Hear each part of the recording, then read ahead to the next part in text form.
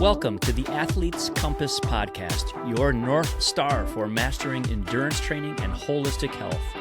Join us each week as renowned sports scientist and founder of Athletica.ai, Paul Laursen, along with athlete, coach, and sports scientist Marjaana Rakai, and coach and cyclist Paul Warloski, guide you through the maze of often confusing training principles. Make sure your compass is ready. Class is now in session. Hello, and welcome to episode 9 of the Athlete's Compass, where we navigate training, fitness, and health for everyday athletes.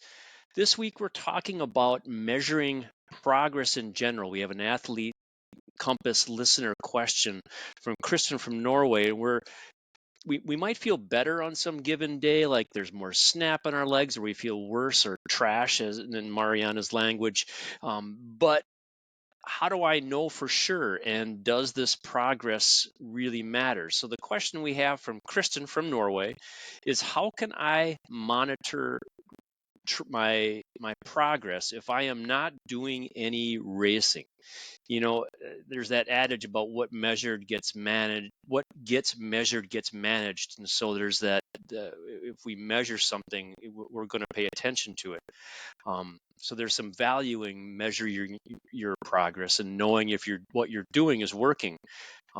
If I'm in the weight room, I know that I'm getting stronger simply by the amount of weight that I'm lifting. Are there specific tools that we use as a coach in Athletica or as an athlete in Training Peaks, or something that can give Kristen the kind of data and information about how she is responding? What do you use, Marjaana, as a coach to measure progress? I use different kind of methods depending on the athlete who is in front of me.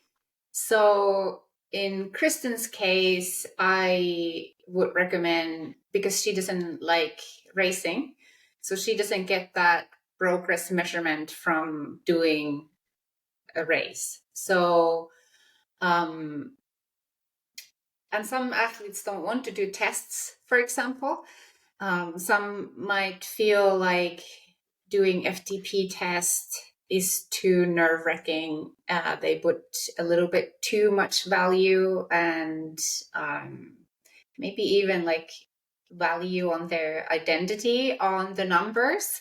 So for those athletes, I wouldn't push doing the tests, but overall, let's say I like to measure so that we know that we've improved and what we've been doing is working. So for strength, I like to use strength and movement assessments with my athletes. But in general, athletes can monitor themselves. They'll know if they are doing a program when they lift more, or they can do more sets. Endurance, depending on sports, we do initial test week like we do in Athletica. So we'll do MAF test, maximal aerobic function test, 5K time trial in running, FTP tests on the bike, or similar in cross-country skiing.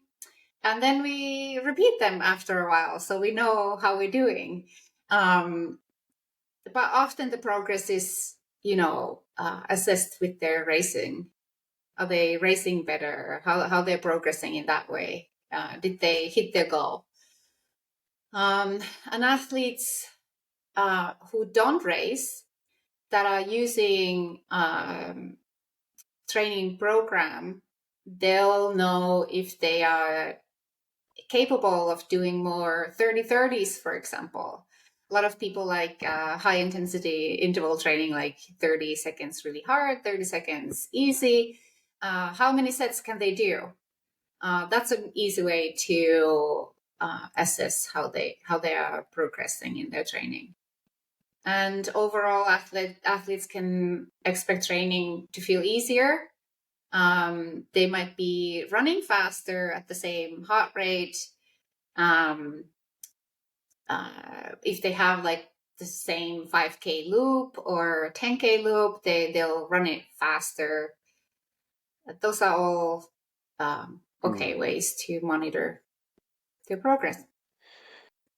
Paul, what did you make sure got into Athletica to help people like Kristen monitor or measure their progress? Mm-hmm. Yeah, it's a great question. Marjaana covered a lot of the things that we already do, but let's just go over them. So we do, we do some sort of a time trial threshold now, upper threshold. So remember, there's two thresholds. The first, when we say threshold, it's like, how sustainable, what's the sustainable endurance that you can kind of hold. And the very first one might be, Marjaana mentioned it. It's your an FTP test, a functional threshold power test. This is, similar to, or it's related to what we also call as your maximal lactate steady state marker. It's not the same, but it's a functional, that's why it's called a functional threshold power, right? Like you're actually looking at an external, how much power you can produce for 20 minutes. And we infer this is what you could do for about an hour. And it's similar to, but not exactly the same as your, maximal lactate steady state. And obviously you want a greater one than a lower one because it highly relates to your endurance performance. And that test is certainly in there at the moment. And then that's in the cycling context. But the equivalent in the running context is your Jack Daniels 5K maximal effort, and which you can determine a VDOT from, and that just really it kind of comes back, and it like once again relates to across the board all these other various different performances. So you want to it's probably not surprising that if you're able to run 5 kilometers really fast, you can probably do a lot of other endurance events quite fast as well. It's not a perfect correlation. There's other factors, and again that we monitor too. The next one I think about is this marker of durability, and durability is really a marker of how they're calling it the fourth dimension of physical parameters other than VO2 max, threshold, and economy. It's also durability, and we're really looking at sustainability. Like so, an individual winning Ironman, say for example, has the ultimate durability. They're durable right to the very end, and we see this in terms of their pace or power relative to their heart rate. So they would have a low heart rate relative to a high pace. And this comes back to also one of the factors that Marjaana mentioned. She mentioned the MAF tests, maximal aerobic function. Dr. Phil Maftone, our colleague, was really the first to coin this. And this relates to your ability to oxidize fat in your mitochondria as opposed to carbohydrates to gain access to that unlimited fat stores that is within us, and to do so at a very high rate. So if we do a MAF test, and to be clear, the MAF test is usually it's an 8 kilometer or 5 mile test done at the heart rate that's associated with your zone 2 heart rate. Specifically, Dr. Maftone got a predictor of that of 180 minus your age. We all know that this can be off a little bit, and we get a lot of user questions and comments the fact that it is indeed off, right? And you're right. So that's certainly another one there as well. But yeah, I think those are the main. Oh, and then maybe the last one, and Paul would probably be keen on this one, being a cycling expert, and that's the power profile test. Because of course cyclists they often have these real punchy moments in their events where they really gotta, even though it might be in an overall endurance, they might be out there for 5 hours or more, but there's still moments in that event that matter and make a big difference in terms of getting off the front and breaking away. And you have to have that ability to punch. And we do a power profile test for our cyclists to monitor that, where they're doing periods of very short duration all out efforts, to longer duration all-out effort. So that's in most of the cycling programs and plans that we have. And last but not least, the one I'll mention also is we have a critical swim test as well, and critical swim speed test, where you can just again, you're getting a critical power or critical speed curve on your swimming, and typically we use 400 meters all out and followed by a rest with 50 meters all out. And we can draw a curve on that one to again get the, are you a punchy swimmer or are you a duration kind of swimmer, endurance type of swimmer? So I think those are the majority ones. So it sounds like the easiest thing to do for Kristen or for any other athlete is to have a test that they can repeat, whether it's a MAF test for the running, whether it's or a 5K or a time trial for cycling, and repeat those tests if they're looking to see progress. Is there something within those tests that Kristen or another athlete can look at to see, yes, I'm making progress, besides simply the time or increased wattage or whatever it might be?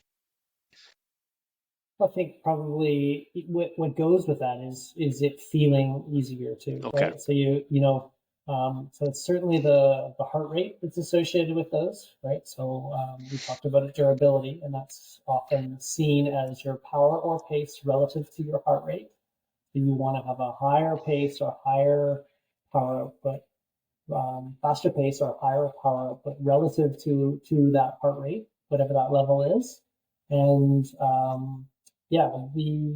and then likewise, you want to have that same feel, right? Like so it should, you want exercise to be feeling easier and you're moving faster in a real simple real simple marker. You should almost, if you're improving, you should kind of know a bit, right? Like you should almost be aware. I mean, in coaching Marjaana, I see her nodding. She's like, she knows when she's all of a sudden she's made a shift in something. Maybe it's her diet, maybe it's her rest, maybe it's moving from Dubai to Texas. But all of a sudden she's out there and she just knows that she's going stronger. She almost doesn't even have to look at her watch because she's and again to Kristen's point, she'll feel like she's moving faster relative to before when she's got things right. Yeah, and I kind of want to add into this. One of the reasons that we do these tests is so that we can establish training intensity zones. So that kind of feeds into the whole learning process of using all the devices that we have, and make sure that you have a device that is showing you the right heart rate, because otherwise garbage in, garbage out. But what was I getting at with this was to establish your training zones, and as you get fitter and faster, you'll also see that your heart rate zones shift a little bit, or pace zones or power zone shift a little bit. So that's also feeding into, okay, what is my RPE3 feel like today, and how does that relate to the pace that I'm at today? You brought up the devices. Let's talk about those. Unless Paul, there was something else you wanted to add to that?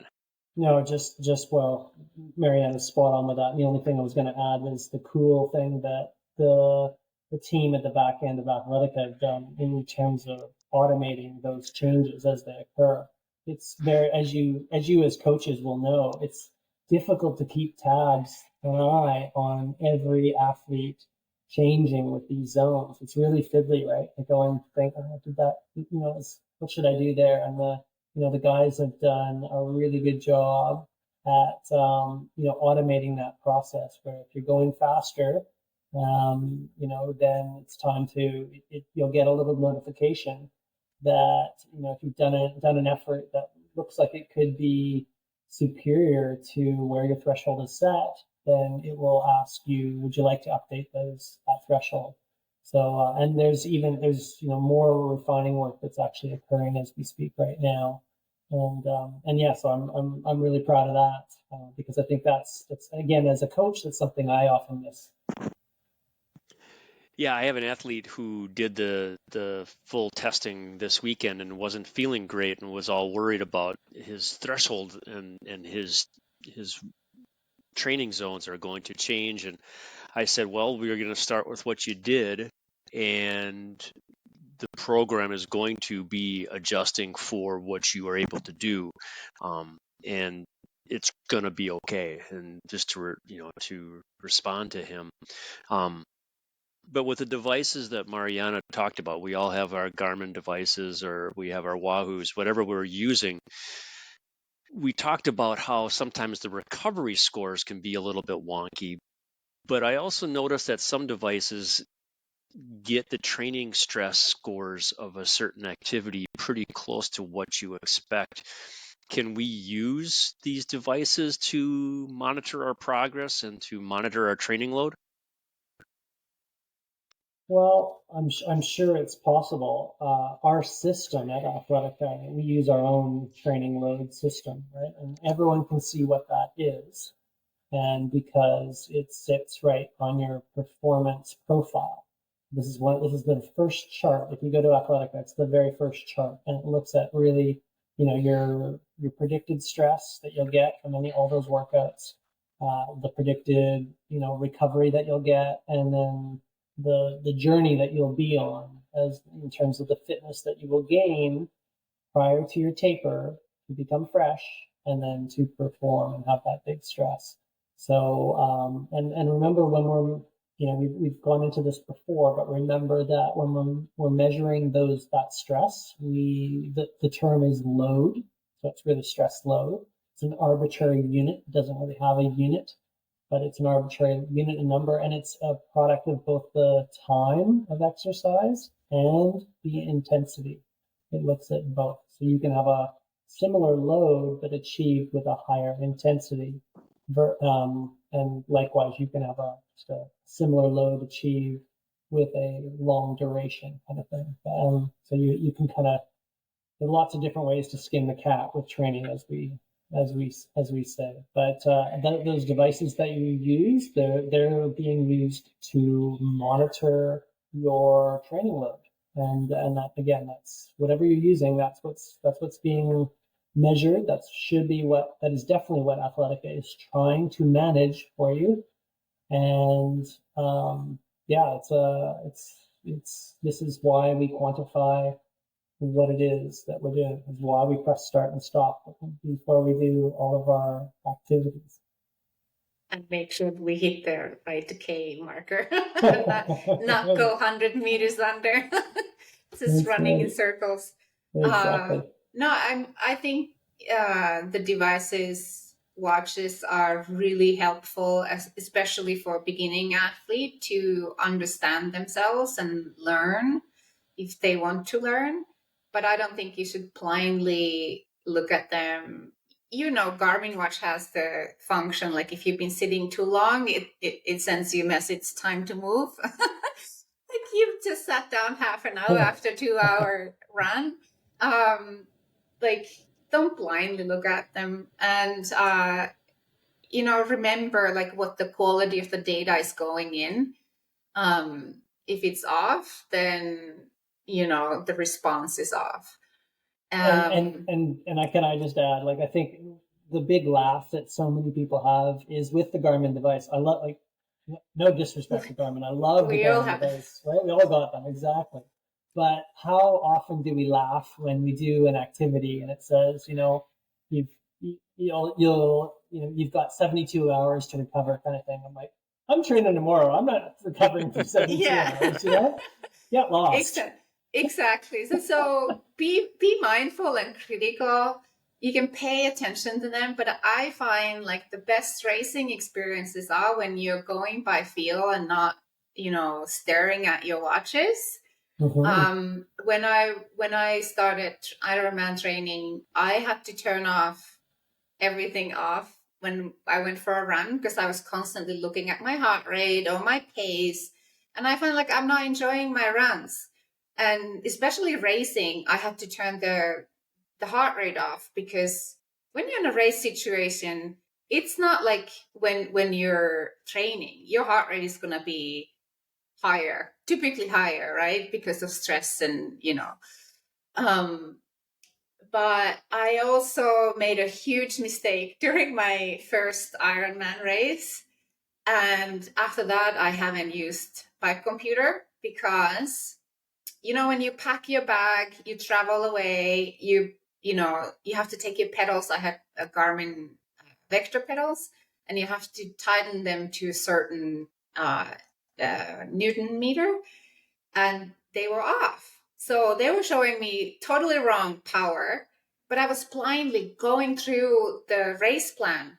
I was just like, okay, just trust it, it's fine. I felt like I'm biking way too easy. Like, this is way too easy. Everybody was passing me, and I'm like, okay, no, just trust it. Ironman race starts at the run. You'll run really good. And I did run really good after that, but I spent an hour more on the bike than my race plan was, because I was blindly looking at the power meter. So after that, I don't even have a computer now, because I don't want to trust the output, the external measure. And I always just go by feel. And I think that's been really valuable for me.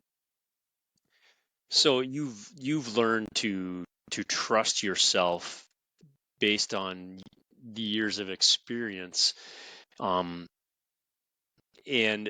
you also talked about how often you were checking your watch and checking what you were doing. How often should Kristen and other everyday athletes monitor their progress? Should they be looking at their power profiles every day? Should they be looking at their TSS every day and their training and the numbers on Athletica or whatever they're using weekly? I like to look at trends, like with the HRV data we talked about in episode 7. 6 and 7, we talked about the recovery process and looking at using HRV for training for that. The trend line gives me a picture of how my athletes are responding to the training. The same thing with the cycling power profile in Athletica. So how often do you two look at, how often do you encourage your athletes to monitor their progress? I think I don't know if I really have an answer to that. But maybe it's bi-weekly. Like, I don't want to always be looking at progress, or, I'd say bi-weekly, but I'd also say daily too, right? Like, you're always kind of looking at what you did relative to the past. But if it's down for 1 week, that's okay too, right? Like, there's always going to be these fluctuations. Hopefully over, a bi-weekly period, though, we start to see some adaptations, or it might take monthly and whatnot. But at the same time, also, like, these changes can also happen quite quickly as well. There's this, there's the nervous system is just an amazing tool, amazing machine, and the adaptations can be quite quick. Context always, right? So it really depends on the person, depends on their history and what they've done. But yeah, like, often we can see some quite rapid changes.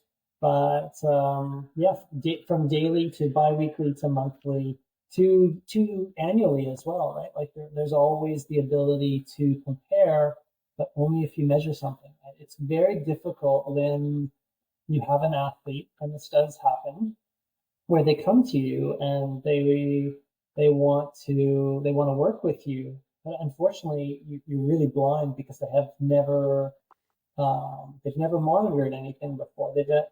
And then you're really left with their race, their race results, which is fine and a great place to start too. But what is even more powerful and is when they're actually, like, able to monitor using the device as well. And to Marjaana's point, you don't always have to be out there looking at it.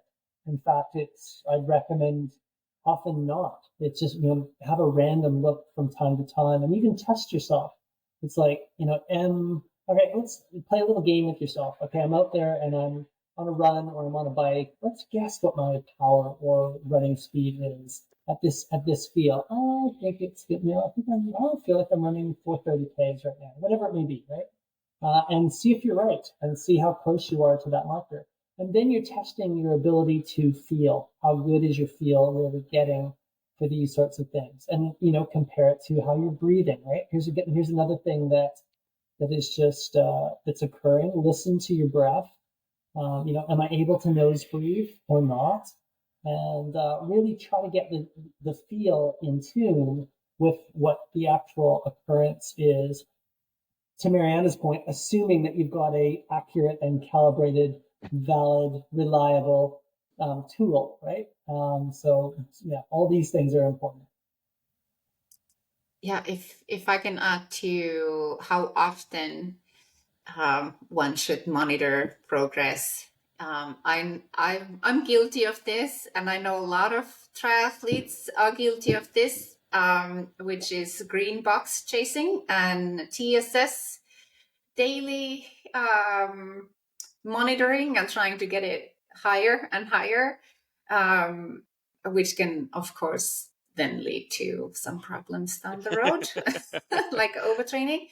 But as a coach, I kind of see when an athlete has progressed, and then usually, depending on what sport it is, but let's say for a marathon, one of my athletes just ran a 45-minute PR, and during her, I think it was 6-month training block towards this race, I could see when she was progressing, and she actually likes racing, so she threw in some 5Ks here and there, but I also liked the math test.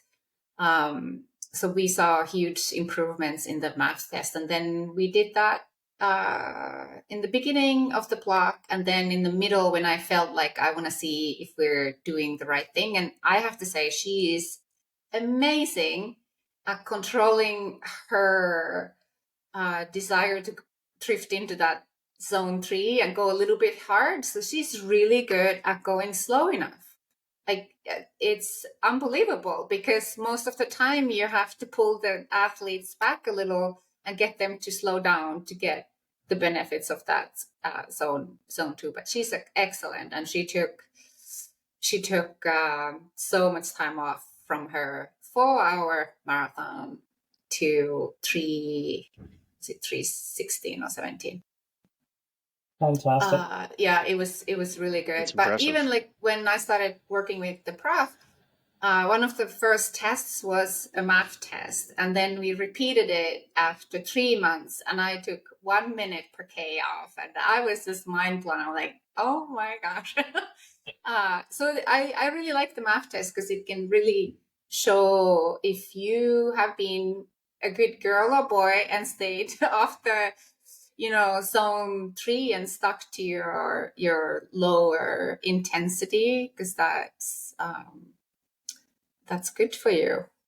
Yeah. Can I just this is perfect food for a question that's asked by Helen, who's on our forum. The title of the post is L2 Run Heart Rate versus Pace. And basically, to paraphrase, Helen is usually doing her L2 runs at heart rate rather than pace. And what she's finding is that she's going sort of a little bit slower based on our heart rate. She's liking that because she's keeping the stress low, which I think is great. But she's not covering as much distance as might be occurring in Athletica. So her question is, should I just increase the workout duration to get to that weekly distance, or should I just do the duration and will Athletica catch up? And Jesse's come in there and said that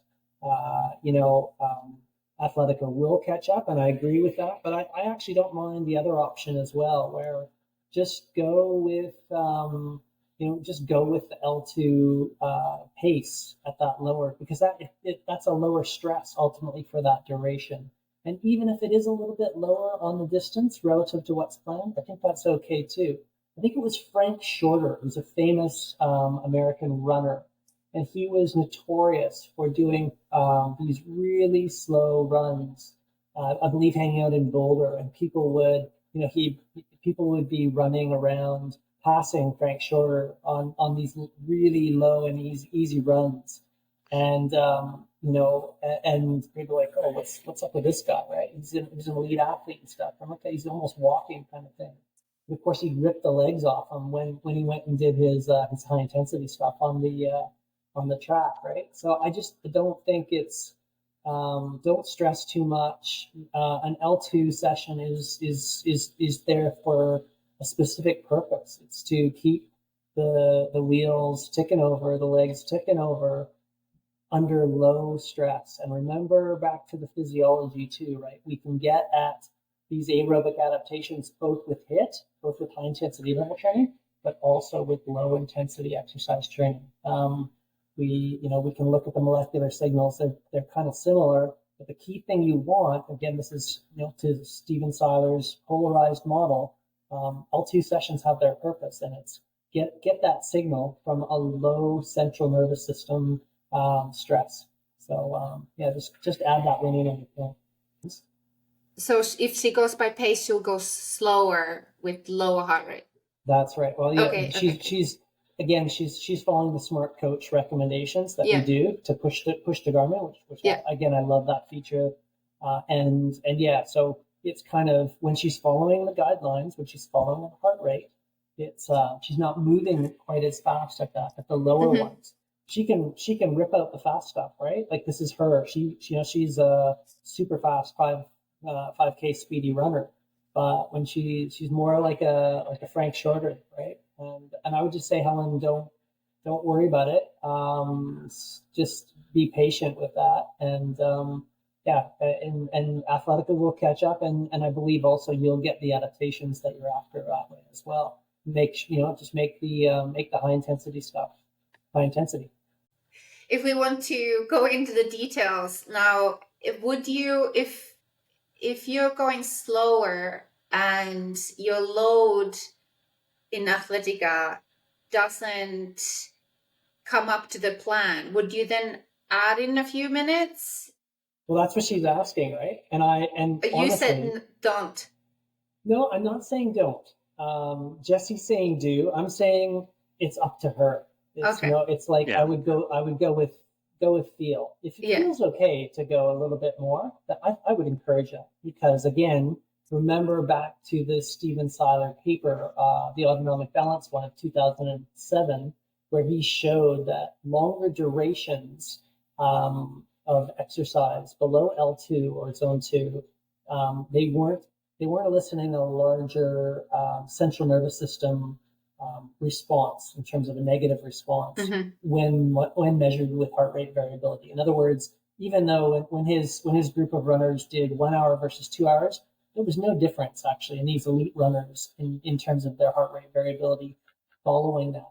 But when they drifted into zone 3, that's what Helen does not want to do, right? She shouldn't go, if she was running by pace, she would drift into her L3, and she would get a lot larger of a central nervous system stress that would actually, that's again, according to Steven's data, there's no different than doing a high intensity interval training. And then you're almost repeatedly getting into high intensity interval training stimulus day in and day out. And this is the whole problem for coaches that prescribe only with power in the cycling context, or only with pace in the running context. You definitely need to have a look at something like heart rate, because you're getting, with heart rate, you get not only an aerobic cardiovascular look, you're also getting a look at the central nervous system response too. So Helen's question's excellent, and I would just say, develop that feel and listen, and you could, or you might want to just hold on there for now. I would let things just kind of settle, And yeah, consider increasing them in the future, but get a few more runs under your belt first and see how it feels. This is how I like to teach my athletes. Anything low intensity, go by heart rate. If you're doing high intensity, then heart rate, because of the lag, it's not always the best measure. If you're not using pace or if you're not using power, then I always tell them this is how it should feel, like RP 0 to 10. And I give them like a sheet of like, how should it feel? Like when you're going 30-30s, it's all out. It's hard. Yeah. Like it's hard. Yeah. Come on, let's go. Exactly. So this is how I like to teach my athletes to kind of use the data, but always the feel, go by feel is the way to do things right. Totally. You just need to learn how to use the feel. Context, right? So yeah, there's a different formula and preparation and mindset for a different session. And that's why every session on Athletica has a purpose. So recognize that when you're coming into a session on Athletica, what's the purpose of the session? That looks at session aim, right? So what's my session aim? Okay, I've got to do tempo. Okay, that's a little bit more high intensity. I need to be paying attention a little bit more. Tempo, I probably need to be looking more at pace or power because it's above L2. Conversely, recovery or aerobic, it's, you're looking at heart rate. Today, the purpose is to recover. The purpose is just an aerobic, easy stimulus to prepare for the next session, right? Remember, the most important session is the next session. I'd like to pull in mindset here because we all love that zone 3. But our egos often stand in our way. Like Frank Sorter, he ran really slow, and I'm sure a lot of people went by and like, what is he doing? We don't want to be that guy that everybody's looking at like, or the guy who is trying to pass everybody, because then you're not going L2 or zone 2 anymore. So oftentimes what I find, like especially someone who is new to coaching or new to like they've signed up for a half marathon or marathon, it's so hard to get them to do the L2 because the zone 3 is pulling them. And I tell them like, okay, when you park your car and at the parking lot, when you're going for a run, park your ego there too. Just leave it. Leave your ego behind because you're going for a slow run. And sometimes they need to walk, right? They need to walk to keep the heart rate down. And they're just going to have to let all those older women go faster past them. Yeah. And it is hard. Totally hard. And I will say, just to kind of get towards wrapping this one up, that is one that really comes in a lot on the math test. So people that are, we haven't got, I'll just say at this point in the game, we haven't got the math test completely rigged up to Athletica. We will, but at this point in the game, it's just more of a marker for you. It's good practice to have this. And people doing this one, when they first come in, they squirm a bit because they can't exercise at their MAF heart rate, cycling or running. It's too, because their heart rate is too high. And they just, that could be an issue with how they are created or where they're sort of at, but it also could be an issue with their overall stress.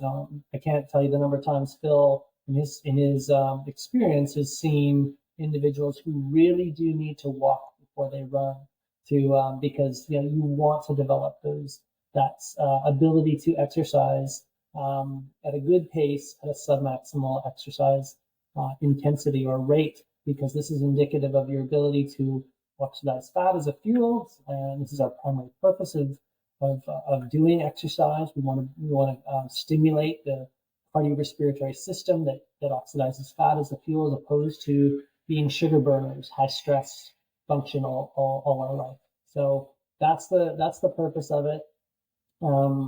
Don't worry if you are just starting in and you need to walk before you run. Like Marjaana says, park your ego as well or first, and then don't worry about anyone else that's around you. Just you are on the right track. You will adapt, and exciting things are ahead. All right, so the takeaways that I'm getting is, number one, it's a good thing to measure. It's a good thing to measure our progress while my dog barks in the background. Number two, there are a lot of different time trial tests, like a MAF test or a time trial test, that help us monitor what kind of progress we're making.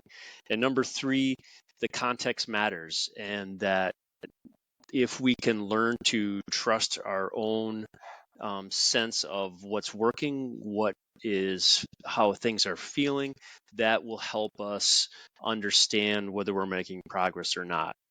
That's all for this week. Thanks for listening, and join us next week when we dig into thresholds and zones, a topic that has become a little controversial.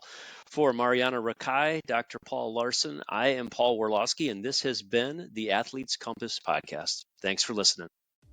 We hope you enjoyed another episode of the Athletes Compass Podcast, your guiding light through the complex world of training for your endurance sport. For a deeper dive into the science, listen to our companion podcast, the Training Science Podcast, and check out the AI adaptive training platform, Athletica.ai. Thanks.